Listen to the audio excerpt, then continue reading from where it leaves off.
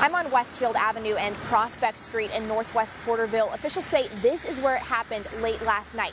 They say a deputy was pulling into this intersection just before midnight when a suspect drove through the red light, T-boning that officer's car with no headlights on.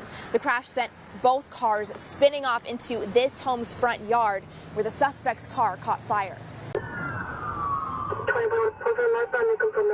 A Tulare County deputy's body camera video, the moment before a deadly crash. It's just scary, especially in that intersection where you know people aren't looking anyway.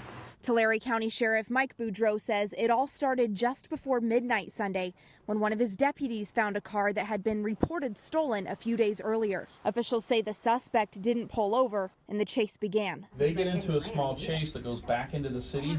He discontinues right here. He says the suspect drove into a Porterville neighborhood where another deputy found them. The suspects in the stolen car ram our deputy's car. And so when that car gets rammed, he puts it out on the radio that his car is being struck by the stolen vehicle. That deputy wasn't hurt, but the sheriff's office called off the chase because the suspect was driving into the city. Porterville police continued their chase, and things only got worse from there. Our deputy is southbound, coming over here in the city area where our deputy got rammed. A third deputy was sitting at the intersection of Prospect and Westfield. When the light turned green, he pulled into the intersection. And that's the moment officials say the suspect barreled through with his headlights off, T-boning the deputy's car. Both cars spun out into the front yard of this home. Looked like, as people described to me this morning, as if a grenade went off. There was metal and sheet and batteries, and it was just horrific. No one in the home was injured, but the damage is extensive. A sobering sight for neighbors Monday morning. I seen how it went up in that house. It scared me. You know, I'm glad I live over on the other side.